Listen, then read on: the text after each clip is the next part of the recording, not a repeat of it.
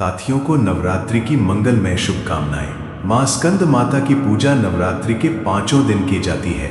यह दिन साधक के लिए विशेष आध्यात्मिक और पारिवारिक कल्याण का माना गया है। मां स्कंद माता की पूजा इसलिए की जाती है क्योंकि वे संतान सुख, मातृत्व, समृद्धि और मोक्ष प्रदान करती हैं। कथा सुनने से हमें यह शिक्षा मिलती है कि मातृशक्ति ही सृष्टि का आधार है और माता की कृपा से हर कठिनाई पार की जा सकती है। ऐसे सभी भक्त यदि मां स्कंद माता को सच्चे दिल से याद करें, व्रत करें या कथा को श्रद्धा भाव से सुने तो मां स्कंद माता अवश्य अपनी असीम कृपा बरसाती हैं। प्रिय साथियों, कथा को अंत तक अवश्य सुनें और हाँ, वीडियो के बिल्कुल अंत में मां स्कंद माता की महत्वपूर्ण दिव्य वाणी दी गई है। उसे सुनना आपके आत्मिक उत्थान के लिए अत्यंत आवश्यक है। माता स्कंद माता की कृपा प्राप्त करने के लिए कमेंट में जय मां स्कंद माता अवश्य लिखें। अब प्रारंभ करते हैं माता स्कंद माता की यह दिव्य कथा। बहुत समय पहले की बात है। उस धरती पर जहां गंगा की निर्मल धाराएं बहती थीं और हिमालय की शुभ्र चोटियां आकाश चूमती थीं, एक छोटा सा गांव था, धर्मशालापुरा। नाम तो धर्म का आश्रय था, पर कभी कभी मानवीय हृदय वहां अपना धर्म भूल जाता था। इसी गांव की एक छोटी टूटी सी झोपड़ी में रहती थी एक वृद्धा। नाम था माधवी। माधवी नाम कितना मधुर था, जैसे किसी कोयल की कूक। पर उनका जीवन एक सूखा बेतरतीब पत्ता था जिसे नियति की आंधी ने हर खुशी से दूर फेंक दिया था। माधवी, जो कभी इस गांव की सबसे हंसमुख और सुंदर स्त्री थीं, आज एक जीर्ण शीर्ण काया मात्र थीं। उनकी आंखों में गहरे गड्ढे पड़ चुके थे और उनमें बसी थी अथाह पीड़ा, एक ऐसी पीड़ा जिसे शब्दों में बयां करना असंभव था। पति के जाने के बाद उनका जीवन सचमुच एक दर्द की टोकरी बन गया था। गांव के लोग जो कभी उनके पति के सम्मान में सिर झुकाते थे, आज उन्हें देखकर नजरें फेर लेते थे। उन्हें अपशकुनी, मनहूस जैसे ताने कसना तो मानो उनका नित्य कर्म बन गया था। अरे, ये बुढ़िया फिर खड़ी है रास्ते में, हट जा भागन, कहीं हमारा काम न बिगड़ जाए। ऐसे शब्द उनके कानों में हर रोज जहर घोलते थे। उनका हृदय जो कभी प्रेम और ममता से भरा था, अब इन तीखे शब्दों के घावों से छलनी छलनी हो चुका था। वो जीती थीं, सांस लेती थीं, पर भीतर से मानो कब की मर चुकी थीं। एक शरीर मात्र था जिसमें प्राणों का स्पंदन तो था, पर आत्मा की हंसी गुम हो चुकी थी। माधवी के जीवन में अब कोई रंग नहीं था। सुबह उठना, अपनी छोटी मोटी जरूरतें पूरी करने के लिए एक दो घरों में काम मांगना और फिर अपने अकेलेपन की चार दीवारी में लौट आना, यही उनकी दिनचर्या थी। रातें तो और भी भयावह होती थीं, जब अतीत की मधुर स्मृतियां किसी बिच्छू की तरह डंक मारती थीं और वर्तमान की कड़वी सच्चाई सर्प बनकर कुंडली मार लेती थी। वो तकिए में मुंह छिपाकर रोती थी, सिसकियां भरती थी, पर उनकी आवाज़ उनके छोटे से झोपड़ी की दीवारों को भी भेद नहीं पाती थी। हे प्रभु, ये कैसा जीवन है? क्यों मेरी परीक्षा ले रहे हो? क्या मेरा कोई अपराध था? उनके मन में अनगिनत प्रश्न उठते थे, पर उत्तर कहीं नहीं मिलता था। ठीक इसी समय धरा पर आया पावन पर्व नवरात्रि। पूरे धर्मशालापुरा में एक अलग ही रौनक थी। घर घर में दिए जगमगा रहे थे, अगरबत्तियों की सुगंध वातावरण में फैल रही थी और मंदिरों में घंटियों की मधुर ध्वनि गूंज रही थी। बच्चों की किलकारियां, स्त्रियों के मंगल गीत, पुरुषों के जयाकारे, सब कुछ एक उत्सव का माहौल बना रहे थे। यह आनंद माधवी के लिए और भी कष्टप्रद था। यह पर्व उन्हें अपने उन दिनों की याद दिलाता था जब उनके पति जीवित थे और वे भी पूरे उत्साह से इस उत्सव को मनाती थीं। उनकी आंखें डबडबा जाती थीं जब वे देखती थीं कि कैसी लोग अपने नए वस्त्रों में सजे धजे, हंसते खिलखिलाते हुए मंदिरों की ओर जा रहे हैं। उनका मन भी करता था कि वे भी जाएं, माँ के चरणों में अपना शीश नवाएं, अपने मन की व्यथा कहें, पर उनके पास जाने के लिए अच्छे कपड़े तक नहीं थे और उनका जीर्ण शीर्ण शरीर और आत्मा गांव वालों की तिरछी नजरों का सामना करने की हिम्मत नहीं जुटा पाती थी। नवरात्रि का 5वां दिन था। यह दिन मां स्कंद माता को समर्पित था। मां स्कंद माता ममता, स्नेह और वात्सल्य की प्रतीक। वे शेर पर सवार, अपनी गोद में कार्तिकेय स्कंद को लिए भक्तों को अभय प्रदान करने वाली। गांव के मंदिर में आज विशेष पूजा का आयोजन था। माधवी ने अपनी झोपड़ी के छोटे से रोशनदान से झांका। मंदिर की ओर जाती भीड़, धूप दीप की रोशनी और जय स्कंद माता के उद्घोष, सब कुछ उनके हृदय में एक तीव्र इच्छा जगा रहा था। कागज के टुकड़ों पर लिख लिख कर मैंने कितने ही दीपक जलाए हैं माँ तेरे नाम के, पर आज अगर मैं अपने हाथों से तेरे मंदिर में एक दीपक जला पाती तो शायद मेरे पाप धुल जाते, शायद तू मेरी पीड़ा को समझ पाती। वो अपने मन में बुदबुदाई। उनकी आंखों से आंसू झरझर बह रहे थे। उन्होंने अपनी फटी हुई साड़ी का पल्लू उठाया और अपनी आंखों से आंसू पोंछे। एक पुरानी मिट्टी की दिया जो बरसों से कोने में पड़ा था, उसे उन्होंने अपने हाथों में लिया। वो दिया भी मानो उनसे कह रहा था, तुम क्यों उदास हो माधवी, तुम्हारी आस्था से भरा कोई दीपक नहीं है। वे दिया लेकर मंदिर की ओर चल पड़ी। रास्ते में कुछ युवा स्त्रियां उन्हें देखकर फुसफुसाईं, देखो अभागन बुढ़िया चली है मंदिर, इसे किसने आने दिया। एक और स्त्री ने कहा, अरे रहने दे, इसकी परछाई भी पड़ जाए तो सारा पुण्य नष्ट हो जाता है। माधवी ने यह सब सुना। उनके हृदय में एक और गहरा घाव लगा, पर आज उनकी आस्था उनकी पीड़ा से भरी थी। उन्होंने अपनी आंखें बंद की और एक गहरी सांस लेकर आगे बढ़ती रही। उनके कदम डगमगा रहे थे, पर उनका संकल्प दृढ़ था। वे धीरे धीरे मंदिर पहुंची। मंदिर में भीड़ थी, लोग आरती गा रहे थे, प्रसाद बांट रहे थे। माधवी एक कोने में जाकर बैठ गईं ताकि किसी को उनकी उपस्थिति से कोई असुविधा ना हो। उन्होंने अपने पास रखे मिट्टी के दिए को देखा। दिया तो था, बाती भी थी, जो उन्होंने अपनी पुरानी साड़ी के धागों से बनाई थी, पर उसमें डालने के लिए घी नहीं था। घी उनके जीवन की सबसे बड़ी विडंबना थी। जहां लोग अपनी थालियां मिठाइयों और पकवानों से सजा रहे थे, वहां उनके पास एक छोटा सा दीपक जलाने के लिए घी का एक बूंद भी नहीं था। अचानक मंदिर के पुजारी जी ने घोषणा की, आज मां स्कंद माता का विशेष पूजन है। जो भी भक्त सच्चे मन से मां के चरणों में दीपक जलाएगा, मां उसकी सभी मनोकामनाएं पूर्ण करेंगी। ये सुनकर माधवी के मन में आशा की एक लहर उठी, पर अगले ही पल वो फिर बुझ गई। घी कहां से लाऊं? उन्होंने अपने चारों ओर देखा। हर घर में समृद्धि थी, पर उनके द्वार पर केवल निर्धनता का पहरा था। उन्होंने अपनी मुट्ठी भींची। उनके पास कुछ भी नहीं था सिवाय अपनी टूटी हुई आस्था के। उनकी आंखों से फिर से आंसुओं की धारा बह निकली। ये आंसू केवल घी न होने के कारण नहीं थे, ये आंसू थे बरसों के संचित दर्द के, उपेक्षा के, अपमान के। ये आंसू थे उस मां के जो अपने बच्चों को पेट भर खाना नहीं दे पाती थी। भले ही उनके बच्चे अब नहीं थे, पर मातृत्व का भाव कभी मिटता नहीं। उस पत्नी की जिसने अपने पति को खोया था, और उस भक्त के जो अपनी आराध्या देवी के लिए एक छोटा सा दीपक भी नहीं जला पा रही थी। हे मां, हे मेरी स्कंदा माता, तू तो जगत जननी है, तू तो ममता का सागर है। क्या तू मेरी पीड़ा नहीं देख रही? क्या तू मेरी पुकार नहीं सुन रही?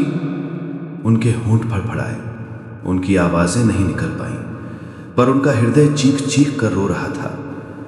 मैं जानती हूं मां, मेरे कर्मों का फल है ये। शायद पिछले जन्म में मैंने कोई घोर पाप किया होगा, जिसके कारण मुझे ये दर्द की टोकरी झेलनी पड़ रही है।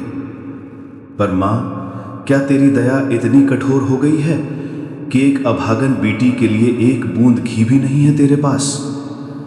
उन्होंने अपनी आंखें बंद कर ली। उनके आंसुओं से उनकी फटी साड़ी का पल्लू भीग गया।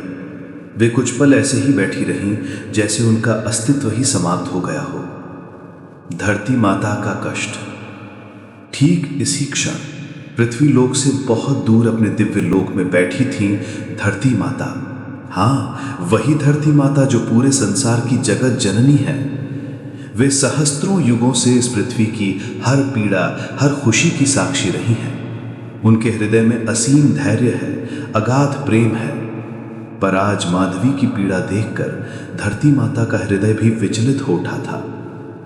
ओ मेरी पुत्री माधवी, कैसी विडंबना है। जिस धरा पर मेरे बच्चे आनंद का उत्सव मना रहे हैं, उसी धरा पर मेरी एक और बेटी अश्रु बहा रही है। धरती माता ने अपनी आंखें बंद कर ली। उन्हें अपने बच्चों की हर छोटी बड़ी पीड़ा का अनुभव होता था। जब कोई किसान अपनी फसल खोता था, जब कोई माँ अपने बच्चे को रोता देखती थी, जब कोई अनाथ बालक भूखा सोता था, हर पीड़ा धरती माता के हृदय में तीखे दर्द की तरह चुभती थी। आज माधवी की तपस्या, उसकी अटूट आस्था और उसकी अपार पीड़ा ने धरती माता को भी द्रवित कर दिया था। विधाता, ये कैसी विधि है? क्यों मेरे बच्चों को इतनी परीक्षाएं देनी पड़ती हैं?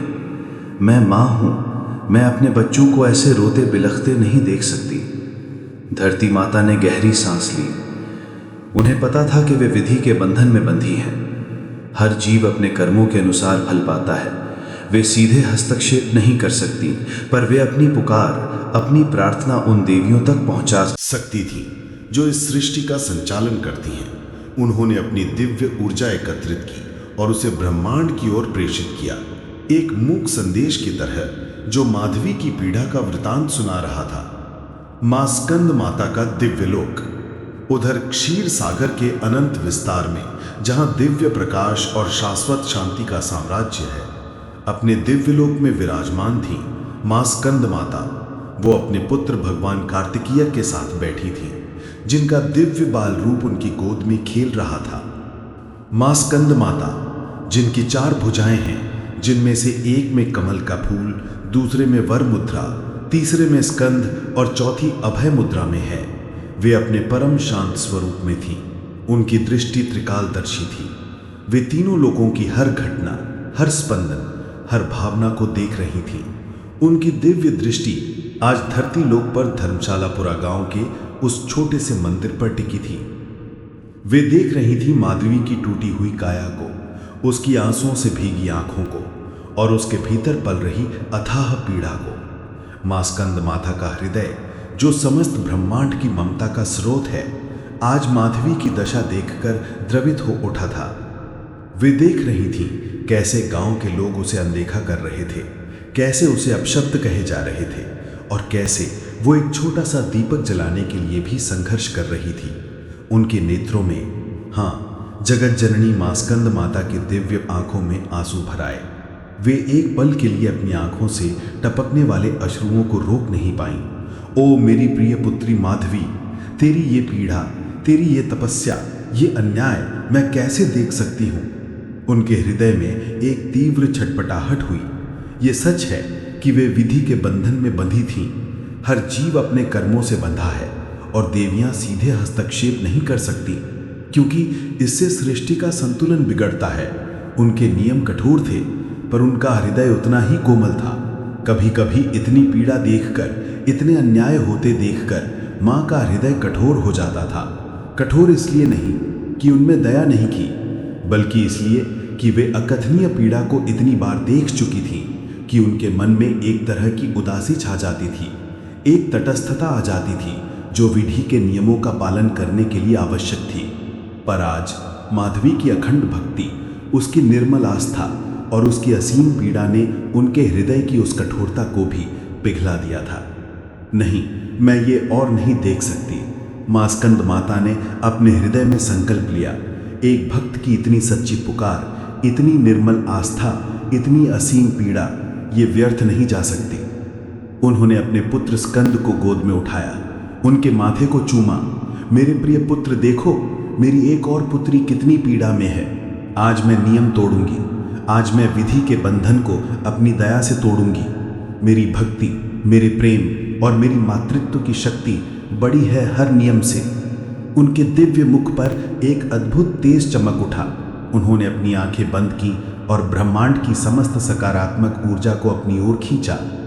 अलौकिक चमत्कार। मंदिर में माधवी अभी भी बैठी थी। उनकी आंखें बंद थीं और उनके होठों पर केवल मां स्कंद माता का नाम था। माँ, माँ, मेरी माँ। अचानक मंदिर के भीतर एक अद्भुत स्वर्णिम प्रकाश फैल गया। ये प्रकाश इतना तीव्र था कि लोगों ने अपनी आंखें बंद कर लीं। हवा में एक अलौकिक सुगंध तैरने लगी जो किसी भी सांसारिक सुगंध से परे थी। घंटियां अपने आप बजने लगीं और पूरे मंदिर का वातावरण एक दिव्य ऊर्जा से भर गया। लोग भयभीत हो उठे। क्या हुआ? ये कैसी रोशनी है? पुजारी जी भी घबरा गए। पर माधवी ने कुछ नहीं देखा, कुछ नहीं सुना। वो अपनी ही पीड़ा में डूबी थी, अपनी ही प्रार्थना में लीन थी। तभी उस स्वर्णिम प्रकाश के बीच एक दिव्य आकृति प्रकट हुई।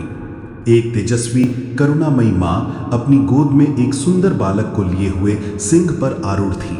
उनके अंगुलियों में कमल का फूल था और उनका एक हाथ अभय मुद्रा में था। उनके मुख पर असीम शांति और वात्सल्य का भाव था। ये मां स्कंद माता थी, स्वयं जगत जननी, सारी भीड़ सन्न रह गई। लोग अपने घुटनों पर बैठ गए, आंखें बंद कर ली। किसी की हिम्मत नहीं हुई कि वो इतनी तेजस्वी देवी की ओर देखें। मां स्कंद माता ने अपनी करुणामयी दृष्टि माधवी की ओर फेरी, जो अभी भी अपनी आंखों से आंसू बहा रही थी। मेरी पुत्री माधवी, उठ, अपनी आंखें खोल। मां की आवाज गूंजी। ये आवाज मेघों के गर्जना से भी कोमल थी और झरने के संगीत से भी मधुर। ये आवाज सीधे माधवी के हृदय में उतर गई। माधवी ने धीरे धीरे अपनी आंखें खोली।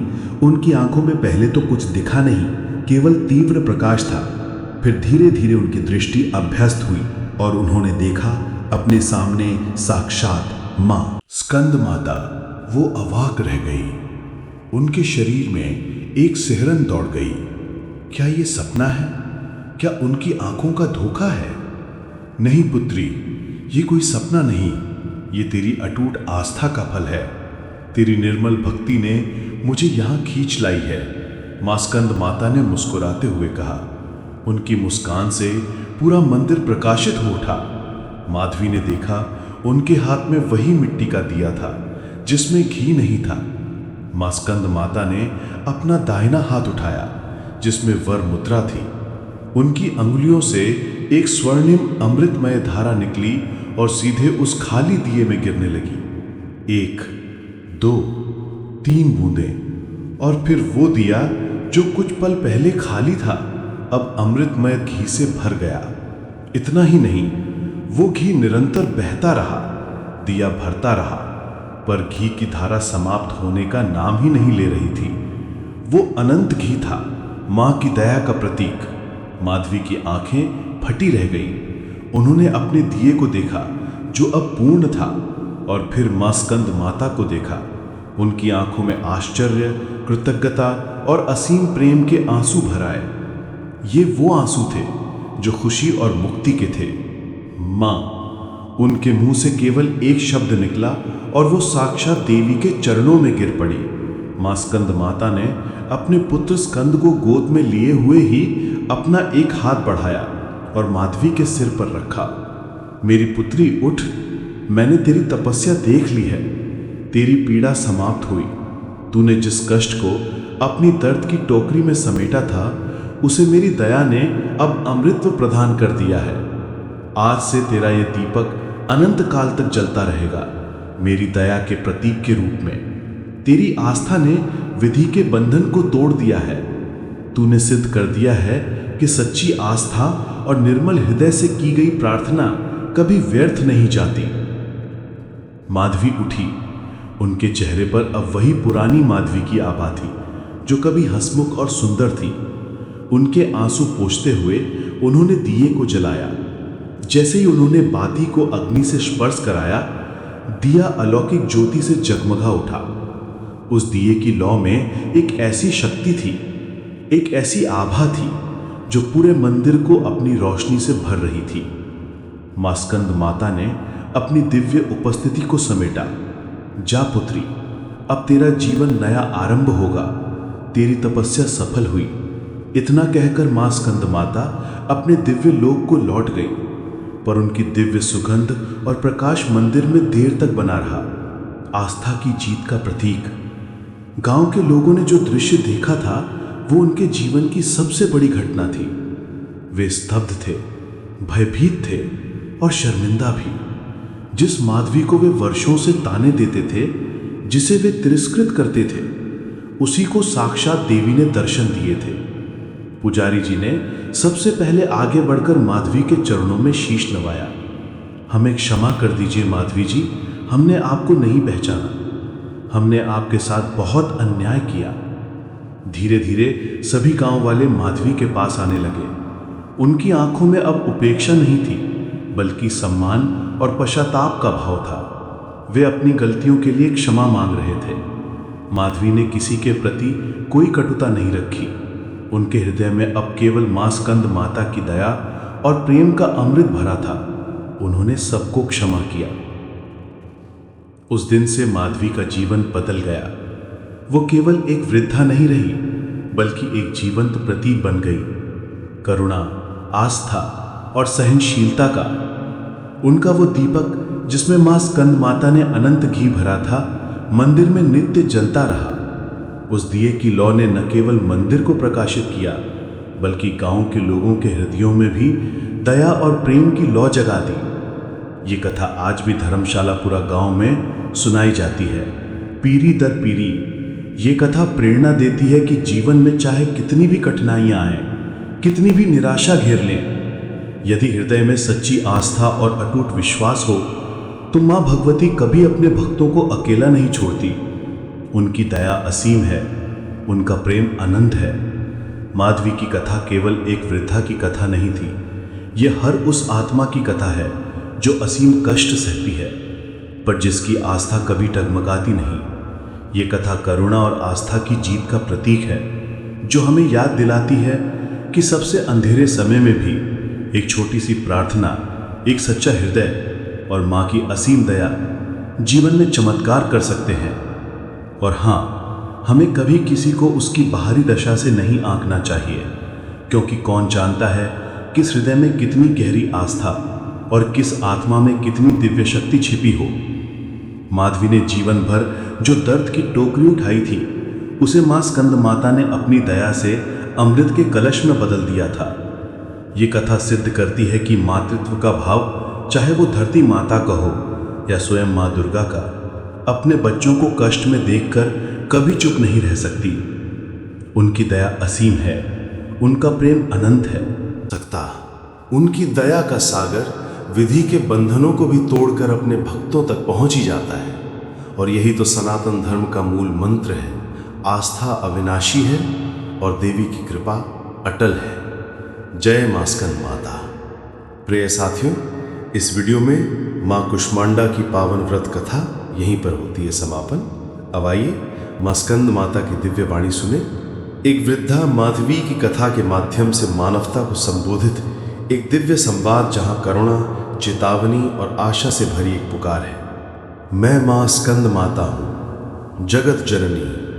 हे मानव, हे मेरी संतानों, हे धरती पर जन्मे मेरे लालो, मैं वही हूं तुम्हारी मां स्कंद माता। हाँ, वही जो शेर पर सवार है, जो अपनी गोद में कार्तिकेय को लिए हुए है, जो एक हाथ में कमल, एक में वर मुद्रा, एक में अभय मुद्रा और एक में पुत्र को संभाले रहती है। मैं तुम्हें देख रही हूं, युगों से, जन्मों से, जीवन के हर उतार चढ़ाव में। तुम सोचते हो कि मैं दूर हूं, आकाश के किसी लोक में विराजमान हूं, पर नहीं। मैं तो हर आंसू में हूं, हर पीड़ा में हूं, हर आह में हूं। क्या तुमने देखा नहीं उस वृद्धा माधवी की कथा? वही अभागन जिसे तुम सब ने तिरस्कृत किया, धिक्कारा, मनहूस कहा, अपशकुनी कहकर रास्ते से हटाया, जिसे तुमने समाज से तोड़ दिया, जीवन से काट दिया। पर जब वही वृद्धा टूटे दिए में आस्था की लौ ढूंढती है, जब वो बिना घी, बिना साधन, केवल विश्वास के सहारे मेरी ओर बढ़ती है, तो मैं अपने लोक के बंधन तोड़कर भी उतर आती हूं। क्योंकि हे मानव, मेरी शक्ति नियमों से बंधी है, पर मेरा मातृत्व किसी बंधन से बंधा नहीं है। हे कलयुग के मनुष्य, क्या तुम जानते हो सबसे बड़ा अपराध क्या है?